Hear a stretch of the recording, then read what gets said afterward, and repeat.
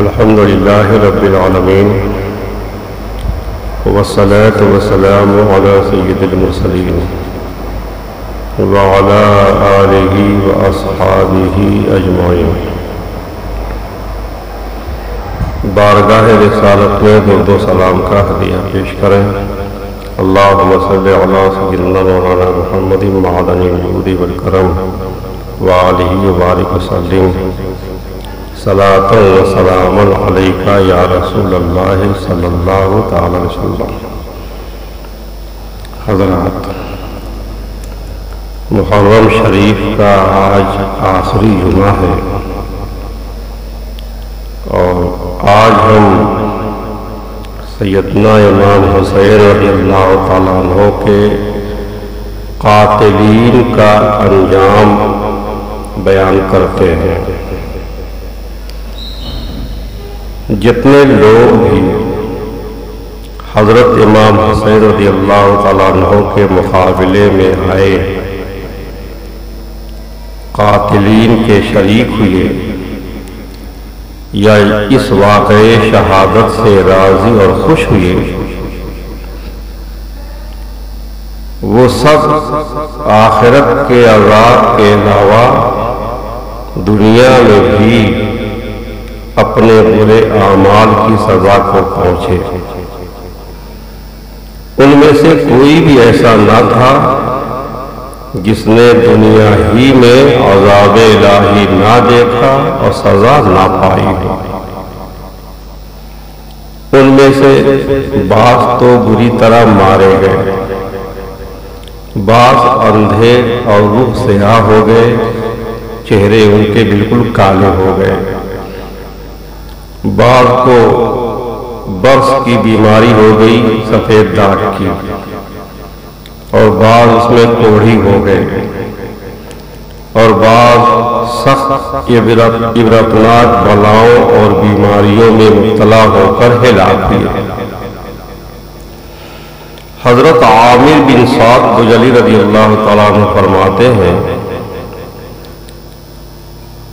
سعادت القونین میں یہ مذکور ہے کہ حضرت امام حسین رضی اللہ تعالیٰ عنہ کی شہادت کے بعد میں نے خواب میں حضور اکرم سید عالم صلی اللہ تعالیٰ علیہ وسلم کو دیکھا۔ آپ نے فرمایا، اے عامر، میرے صحابی برا بن عازب کے پاس جاؤ اور ان سے میرا سلام کہو اور انہیں خبر دو کہ جنہوں نے میرے بیٹے حسین کو قتل کیا ہے وہ دوزخی ہیں۔ حضرت عامر کہتے ہیں کہ میں نے برا بن عازب رضی اللہ تعالیٰ عنہ کی خدمت میں حاضر ہو کر یہ خواب بیان کیا کہ اللہ کے رسول کی مجھے زیارت ہوئی، آپ نے یہ فرمایا۔ تو انہوں نے سن کر فرمایا کہ اللہ کے رسول سید عالم صلی اللہ علیہ وسلم نے سچ فرمایا۔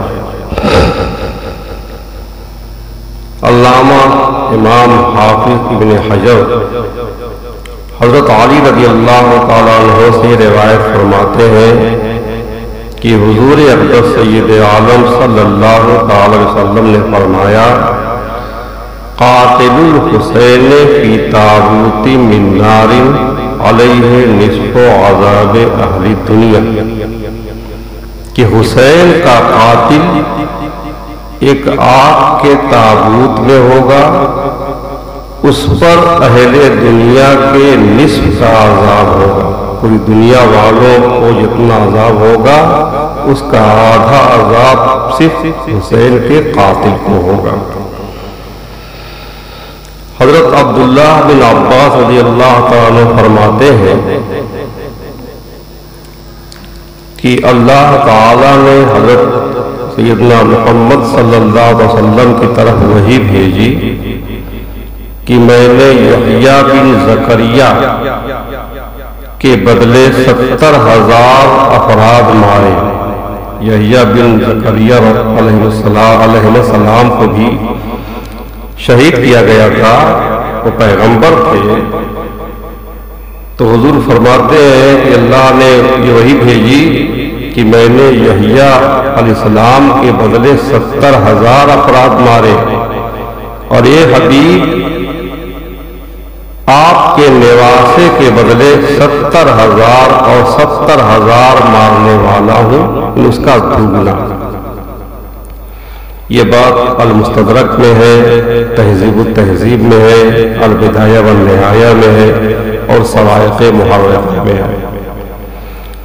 حضرت ابو شیخ فرماتے ہیں کہ ایک مجلس میں چند آدمی بیٹھے ہوئے تھے، صواعق محررہ میں یہ بات ہے، ایک مجلس میں چند آدمی بیٹھے ہوئے تھے، آپس میں یہ باتیں کر رہے تھے کہ حضرت امام حسین رضی اللہ عنہ کے قتل میں جس کسی نے بھی قاتلوں کی اعانت کی، مدد کی، وہ مرنے سے پہلے ضرور کسی نہ کسی آفت اور بلا میں مبتلا ہوا۔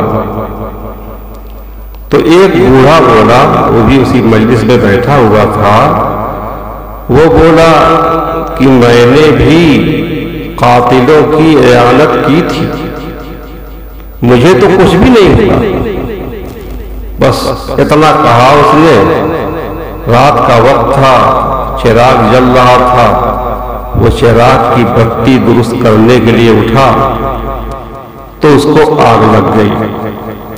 وہ زور زور سے پکارنے لگا، آگ آگ آگ لگ گئی ہے، مگر کسی نے نہ سنی، یہاں تک کہ اس نے دریائے فرات میں غوطہ لگایا، پھر بھی آگ نہ بجھی اور وہ اسی آگ میں جل کر مر گیا۔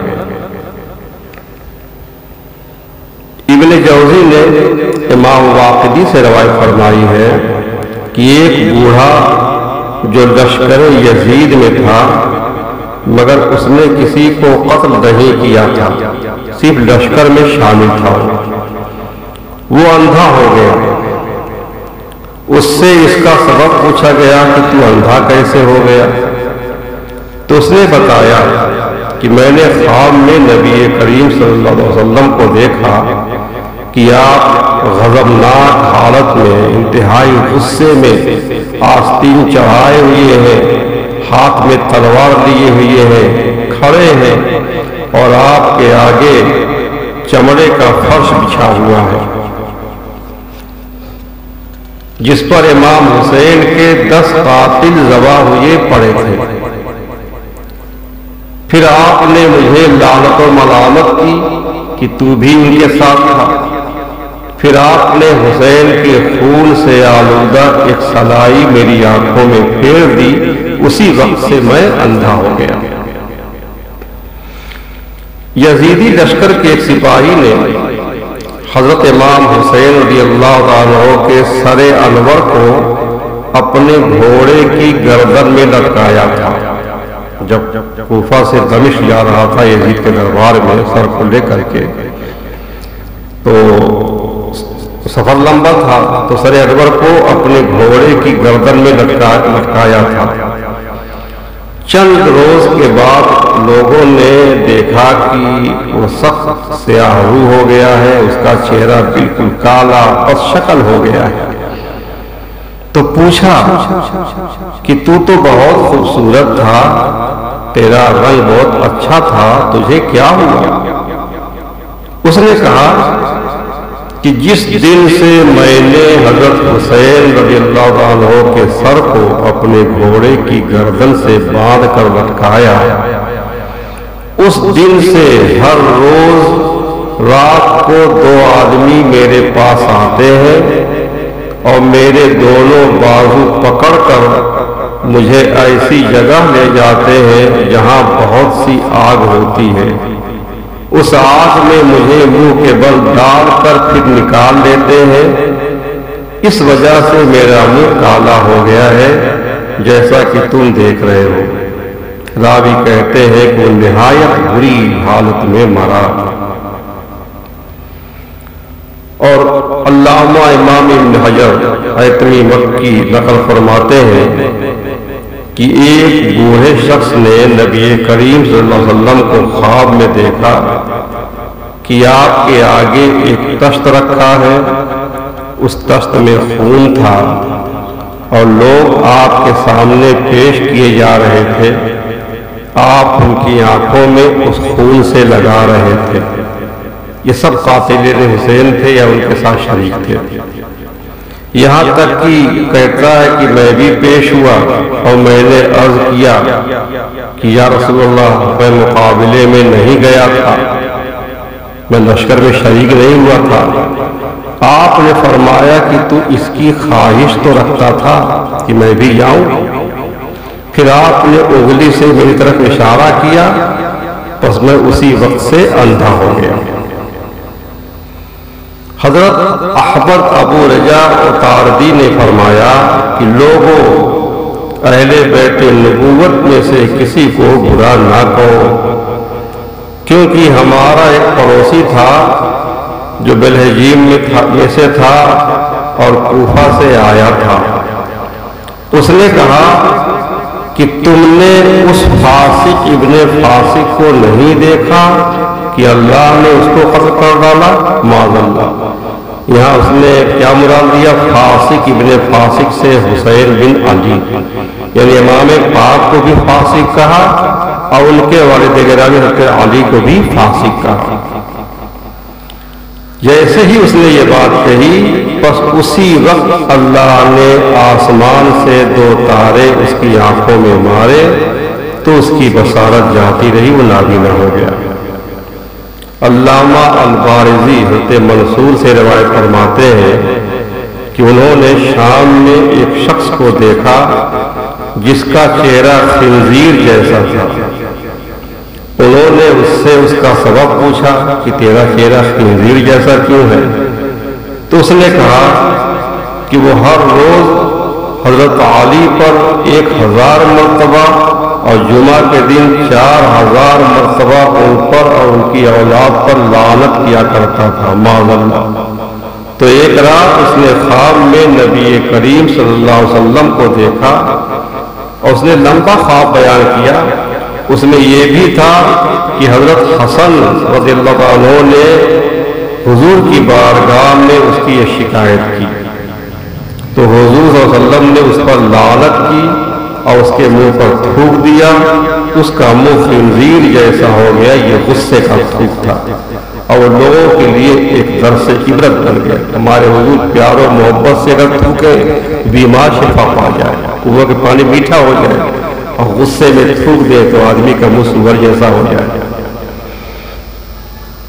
جب معرکہ کربلا میں بے دین بدبختوں نے اہل بیت نبوت پر پانی بند کر دیا اور سب شدت پیاس سے بہت بےتاب ہوئے، تو ایک بدبخت نے امام پاک رضی اللہ عنہ کو مخاطب کر کے کہا اس نے کہ اس کو دیکھو، یہ شخص اپنے آپ کو گویا جگر گوشے آسمان سمجھتا ہے، معاذ اللہ، ایسی بات کی امام پاک کو۔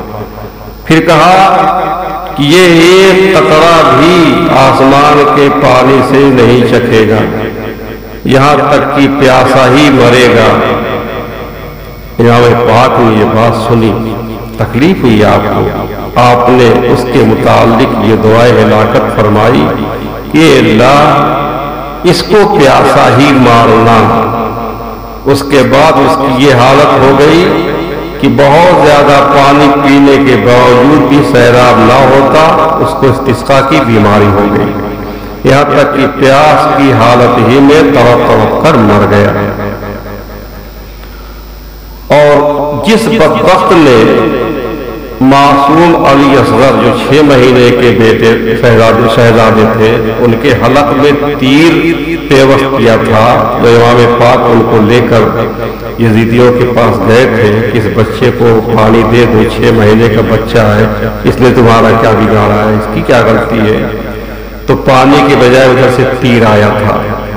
تو جس بدبخت نے تیر پیوست کیا تھا وہ ایسے مرض میں مبتلا ہوا کہ اس کے منہ اور پیٹ میں سخت حدت اور گرمی پیدا ہو گئی، گویا کی آگ سی لگی رہتی، اور پیٹھ کی طرف بہت برودت یعنی ٹھنڈک سردی پیدا ہو گئی، آگے گرمی اور پیچھے ٹھنڈک۔ چنانچہ اس کے منہ اور پیٹ پر تو پانی چھڑکتے، برف رکھتے، پنکھا ہلاتے اور اس کی پیٹھ کی طرف آگ جلاتے، مگر کسی طرح بھی چین نہ پڑتا، اور وہ چیخ چیخ کر کہتا پیاس پیاس، تو اس کے لیے ستو، پانی اور دودھ لایا جاتا۔ اگر اس کو 5 گھڑے بھی پلائے جاتے تو وہ پی جاتا، اور پھر بھی پیاس پیاس کہہ کر چیختا۔ آخر اسی حالت میں پیتے پیتے اس کا پیٹ پھٹ گیا اور وہ مر گیا۔ حضرت ابو محمد سلیمان الاعمش کوفی تابعی رضی اللہ تعالیٰ فرماتے ہیں، یہ ذرا لمبا واقعہ ہے، وہ کہتے ہیں کہ میں حج بیت اللہ کے لیے گیا، کعبہ شریف کا طواف کر رہا تھا۔ طواف کے دوران میں نے ایک شخص کو دیکھا کہ کعبے کا غلاف پکڑے ہوئے ہے، غلاف کعبہ کے ساتھ چمٹا ہوا ہے، اور یہ کہہ کر دعا کر رہا ہے، کہہ رہا تھا کہ اللہ مجھے بخش دے، اور میں تو یہ گمان کرتا ہوں کہ تو مجھے نہیں بخشے گا۔ عجب حال ہے، کعبہ شریف کا غلاف پکڑ کے جو دعا مانگتا ہے دعا قبول ہوتی ہے، جو گناہوں کی بخشش مانگتا ہے اس کو بخش دیا جاتا ہے، مگر وہ یوں کہہ رہا تھا کہ اللہ مجھے بخش دے، اور میں گمان کرتا ہوں کہ تو مجھے نہیں بخشے گا۔ حضرت سلیمان الاعمش کہتے ہیں کہ میں اس کی بات پر بہت متعجب ہوا، مجھے بہت تعجب ہوا کہ سبحان اللہ العظیم، اس کا کیسا گناہ ہے کہ جس کی بخشش کا اس کو گمان نہیں۔ یہ کہتا ہے کہ مجھے یہ گمان ہے کہ تو بخشے گا نہیں۔ کہتے ہیں میں خاموش رہا، میں طواف کر رہا تھا، طواف میں مصروف رہا۔ جب دوسرے پھیرے میں وہاں پہنچا جہاں وہ کعبہ شریف کا غلاف پکڑ کے دعا مانگ رہا تھا، تو میں نے سنا پھر وہ یہی کہہ رہا ہے کہ اللہ تو مجھے بخش دے، اور میں سمجھتا ہوں کہ تو مجھے بخشے گا نہیں۔ کہتے ہیں میری حیرانی میں اضافہ ہوا، میں بہت حیران ہوا۔ میں نے طواف سے فارغ ہو کر اس سے کہا کہ تو ایسے عظیم مقام پر ہے جہاں بڑے سے بڑا گناہ بھی بخشا جاتا ہے، تو اگر تو اللہ تعالیٰ سے مغفرت اور رحمت مانگتا ہے تو اس سے امید بھی رکھ، کیونکہ وہ بڑا رحیم و کریم ہے، اس سے امید رکھ تو بخش دے گا۔ اس شخص نے کہا کہ اے اللہ کے بندے تو کون ہے؟ میں نے کہا میں سلیمان الاعمش ہوں۔ اس نے کہا اے سلیمان، تم اللہ سے مانگو اور تم امید بھی رکھو، میں بھی کبھی تمہارے ہی جیسا خیال رکھتا تھا، میں بھی اللہ تعالیٰ سے امید رکھتا تھا کہ میری بخشش ہو جائے گی، لیکن اب نہیں، اب میں امید نہیں رکھتا۔ اس نے یہ کہا اور میرا ہاتھ پکڑ کر مجھے ایک طرف لے گیا اور کہا اے سلیمان الاعمش، میرا گناہ بہت بڑا ہے۔ میں نے کہا کیا تیرا گناہ پہاڑوں سے بھی بڑا ہے؟ اس نے کہا ہاں۔ میں نے کہا آسمانوں زمینوں سے بھی بڑا ہے؟ اس نے کہا ہاں۔ میں نے کہا عرش اعظم سے بھی بڑا ہے؟ کہنے لگا ہاں، میرا گناہ بڑا ہی ہے۔ سنو میں تمہیں بتاتا ہوں، وہ بڑی عجیب بات ہے جو میں نے دیکھی ہے۔ وہ کہنے لگا کہ حضرت سلیمان الاعمش نے کہا سناؤ، اللہ تم پر رحم کرے۔ اب اس نے بتایا کہ اے سلیمان، میں ان 70 آدمیوں میں سے ہوں جو حضرت امام حسین رضی اللہ عنہ کے سر کو یزید کے پاس لائے تھے۔ 70 آدمی لائے تھے جو سر، انہی میں سے میں بھی ہوں۔ پھر یزید نے اس سر کو شہر کے باہر لٹکانے کا حکم دیا تاکہ سب لوگ دیکھ لیں کہ یزید کے خلاف جو بھی اٹھے گا اس کا انجام نہیں ہوگا۔ جو امام حسین کا ہوا۔ پھر اس کے حکم سے وہ سر اتارا گیا اور سونے کے تخت میں اس کو رکھ کر یزید کے سونے کی جگہ رکھ دیا گیا۔ جہاں وہ سوتا تھا وہاں اسے رکھ دیا گیا، وہاں اس کی بیوی بھی سوتی تھی، وہ بھی سوتا تھا۔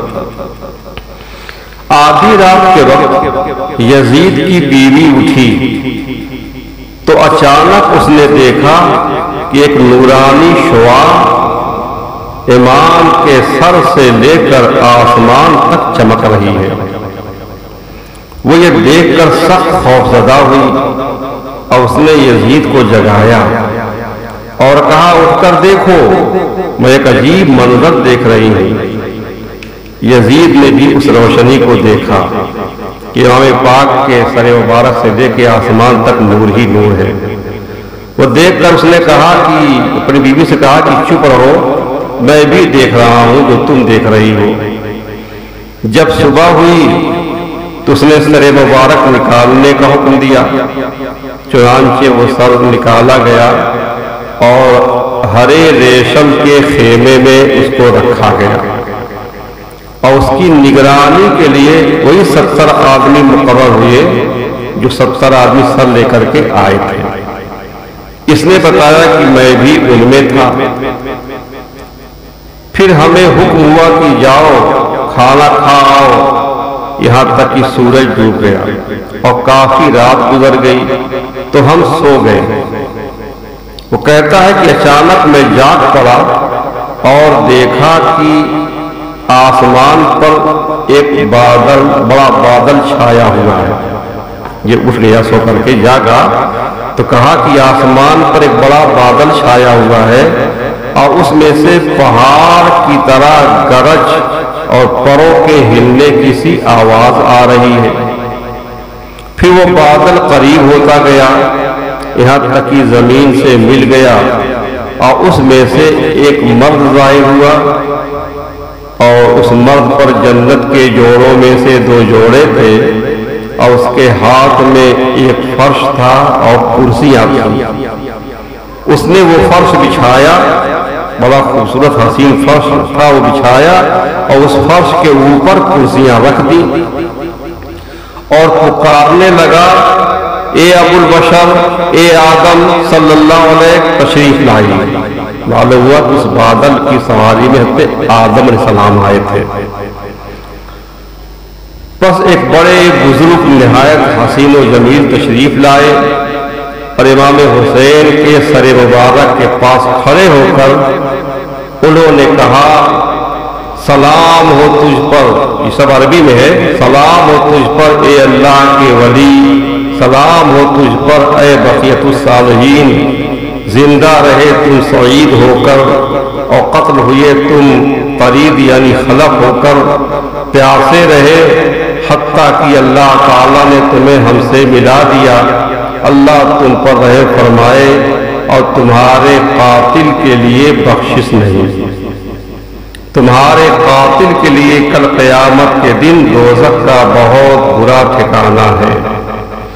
یہ فرما کر وہ وہاں سے ہٹے اور ان کرسیوں میں سے ایک کرسی پر بیٹھ گئے۔ پھر تھوڑی دیر کے بعد ایک اور بادل آیا، وہ اسی طرح زمین سے مل گیا اور میں نے سنا کہ ایک منادی نے ندا کی، یہ پکارنے والے پکارا، اے اللہ کے نبی، اے نوح علیہ السلام تشریف لائی۔ معلوم ہوا کہ اس بادل کی سواری میں حضرت نوح علیہ السلام تشریف لائے تھے۔ ناگاہ ایک صاحب وجاہت، زردی مائل چہرہ، جنت کے جوڑوں میں سے 2 جوڑے پہنے ہوئے تشریف لائے اور انہوں نے بھی وہی الفاظ کہے، یعنی سر مبارک کے پاس آئے وہی الفاظ کہے اور ہٹ کر کے ایک کرسی پر بیٹھ گئے۔ پھر ایک اور بڑا بادل آیا اور اس میں سے حضرت ابراہیم خلیل اللہ علیہ السلام ظاہر ہوئے، انہوں نے بھی وہی کلمات فرمائے اور ایک کرسی پر بیٹھ گئے۔ اسی طرح حضرت موسیٰ علیہ السلام تشریف لائے، حضرت عیسیٰ علیہ السلام تشریف لائے اور اسی طرح کے کلمات فرما کر کرسیوں پر جا کر بیٹھ گئے۔ اس کے بعد پھر ایک بہت ہی بڑا حسین بادل آیا اور اس بادل میں سے ہمارے حضور رحمت عالم حضرت محمد مصطفیٰ صلی اللہ علیہ وسلم اور حضرت سیدہ فاطمہ زہرا رضی اللہ تعالیٰ عنہ اور حضرت امام حسن رضی اللہ تعالیٰ عنہ اور فرشتے ظاہر ہوئے۔ پہلے حضرت سیدنا محمد مصطفیٰ صلی اللہ علیہ وسلم سر مبارک کے پاس تشریف لائے اور امام حسین کے سر کو سینے سے لگایا، بہت روئے، پھر حضرت فاطمہ کو دیا، حضرت فاطمہ نے بھی سینے سے سر کو لگایا، وہ بھی بہت روئی۔ پھر حضرت آدم علیہ السلام نے حضرت محمد مصطفیٰ صلی اللہ علیہ وسلم کے پاس آ کر یوں تعزیت کی، سلام ہو پاکیزہ فطرت و خسرت والے پاک فرزند پر، اللہ آپ کو بہت زیادہ اجر و ثواب عطا فرمائے اور آپ کے فرزند حسین کے اس امتحان میں احسن صبر دے۔ اسی طرح حضرت نوح علیہ السلام، حضرت ابراہیم علیہ السلام اور حضرت موسیٰ علیہ السلام اور حضرت عیسیٰ علیہ السلام، ان سبوں نے بھی تعزیت فرمائی۔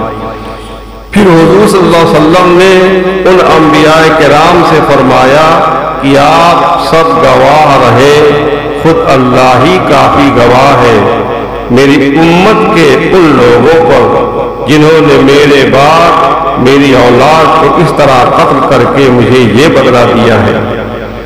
پھر ایک فرشتے نے آپ کے قریب آ کر عرض کیا، اے ابو القاسم صلی اللہ علیہ وسلم، اس واقعے سے ہمارے دل پاش پاش ہو گئے ہیں۔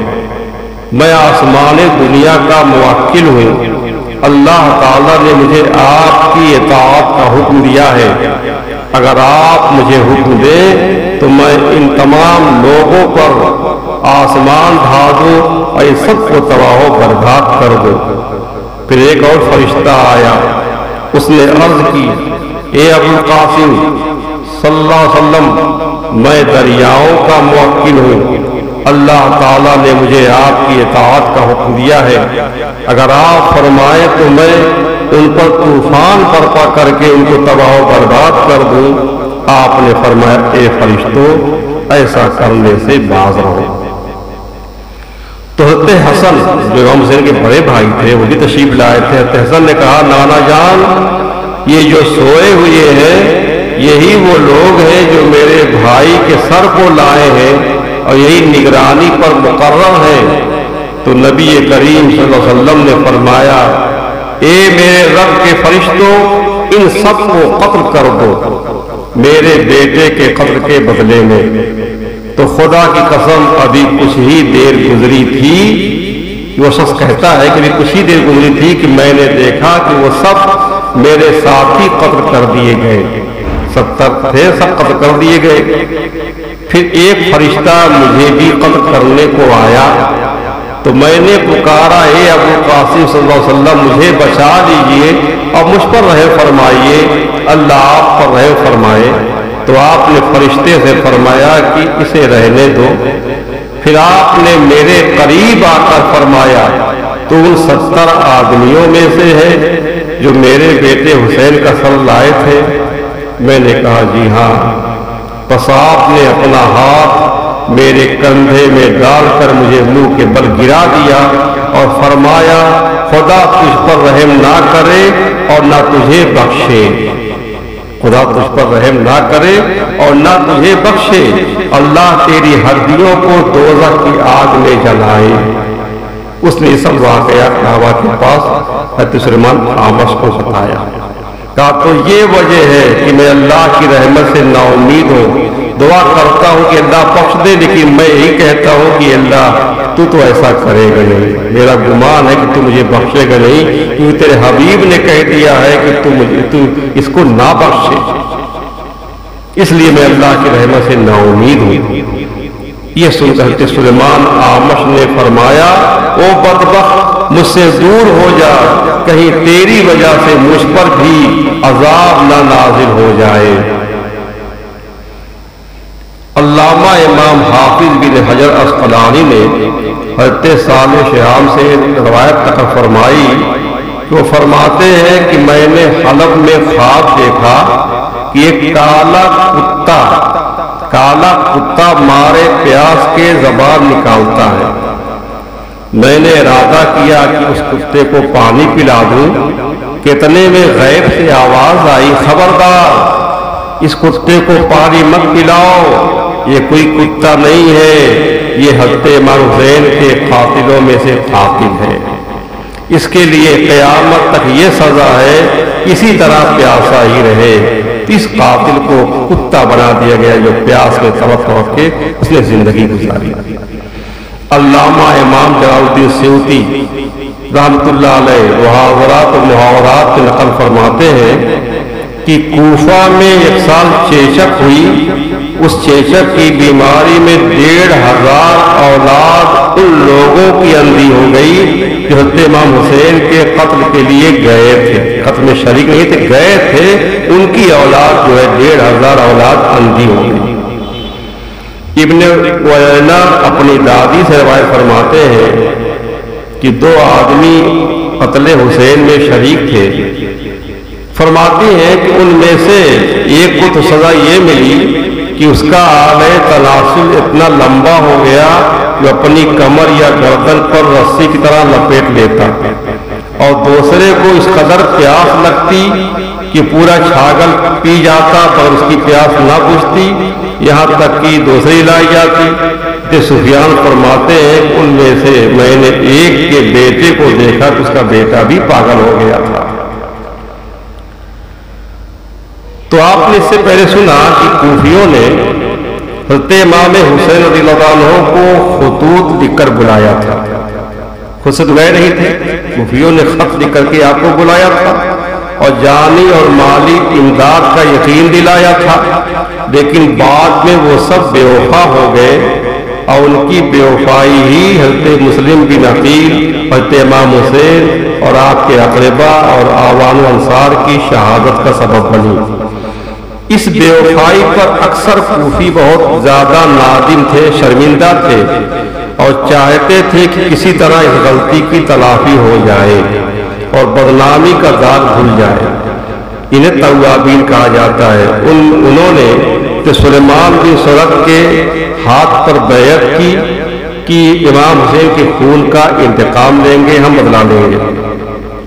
شروع میں تو سلیمان بن سرد کے ارد گرد بہت زیادہ لوگ جمع ہو گئے، بعد میں ان میں سے اکثر ساتھ چھوڑ گئے اور مخلصین کی تعداد کم رہ گئی، مگر یہ لوگ اپنے عہد پر قائم رہے اور انہوں نے یہ طے کیا کہ سب سے پہلے شام جا کر ابن زیاد سے جنگ کی جائے اور بعد میں دوسرے لوگوں سے نپٹا جائے۔ یہ لوگ ابن زیاد کے مقابلے کے لیے نکلے۔ راستے میں یہ لوگ کربلا میں حضرت امام حسین کے مرقد منور پر حاضر ہوئے اور زاری اور تضرع کے ساتھ توبہ و استغفار کے طالب ہوئے۔ جب یہاں سے روانہ ہو کر شام کے قریب پہنچے اور ابن زیاد کو ان کے آنے کی خبریں ملی تو اس نے حسین بن نمیر کو 12,000 فوج کے ساتھ مقابلے کے لیے بھیجا۔ جنگ ہوئی، سلیمان کے ساتھیوں نے قلیل ہونے کے باوجود ہزاروں شامیوں کو موت کے گھاٹ اتار دیا۔ ابن زیاد کی طرف سے برابر لشکر اور مدد پہنچتی رہی۔ آخر سلیمان حسین بن نمیر کے ہاتھ سے قتل ہوئے اور اسی طرح ان کے رفقا بھی قتل ہوتے رہے اور چند لوگ باقی رہ گئے، وہ بھی اپنی یقینی شکست سمجھ کر رات کے وقت بھاگ نکلے۔ پھر مختار بن عبیدہ ثقفی نے جو اپنے دل میں حب جا رکھتا تھا کہ لوگ میری قدر کریں، میری عزت ہو، میری حکومت ہو، دل میں یہ تھا، لیکن خون حسین کا بدلہ لینے کے لیے اس نے علم بلند کیا اور اپنے آپ کو حضرت محمد بن حنفیہ کا خلیفہ ظاہر کیا جو حضرت علی کے بیٹے ہیں، اور کہا کہ انہوں نے مجھے حکم دیا ہے کہ میں حسین کے خون کا بدلہ لوں، اس لیے لوگوں میرا ساتھ دو۔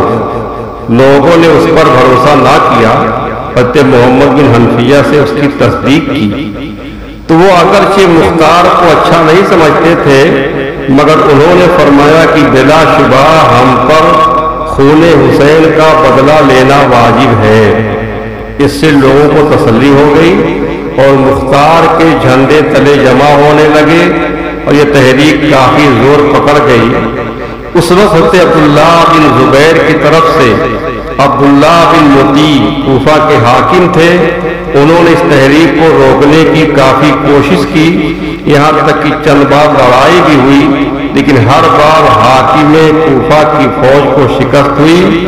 آخر ابن مطیع نے قلعے کا دروازہ بند کر دیا اور اپنی شکست کا اعتراف کر کے امان طلب کی، ان کو امان دے دی گئی۔ چنانچہ وہ بصرہ چلے گئے اور مختار ثقفی کو عراق، کوفہ، خراسان اور ان کے اطراف و جوانب پر تسلط اور تمام خزائن حکومت پر قبضہ حاصل ہو گیا۔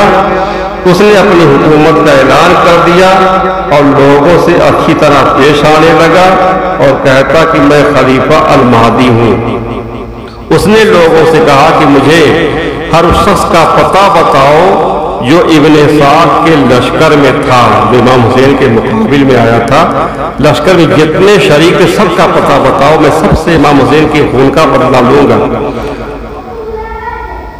اچھا، جتنے لشکر میں شریک تھے ان کا پتہ بتاؤ، اور امام حسین کے مقابلے میں جو گئے تھے یا جو ان کے قتل سے خوش ہوا تھا۔ اب لوگوں نے بتانا شروع کیا اور مختار نے ان کو مارنا شروع کیا، سولی پر چڑھانا شروع کیا۔ اس طرح سینکڑوں ہزاروں آدمیوں کو اس نے جو ہے مارا۔ اس کی بڑی تفصیل ہے کہ مختار ثقفی کے ہاتھ قاتلین حسین میں سے کتنے لوگ جو ہے قتل کیے گئے، کتنے سولی پہ لٹکائے گئے، یہ مستقل ایک بیان ہے۔ کب اس کے بعد موقع ملے گا تو یہ بیان مکمل کر دیا جائے گا۔ اللہ تعالی صبر حسین کے صدقے ہم سب کو صابرین میں شامل فرمائے۔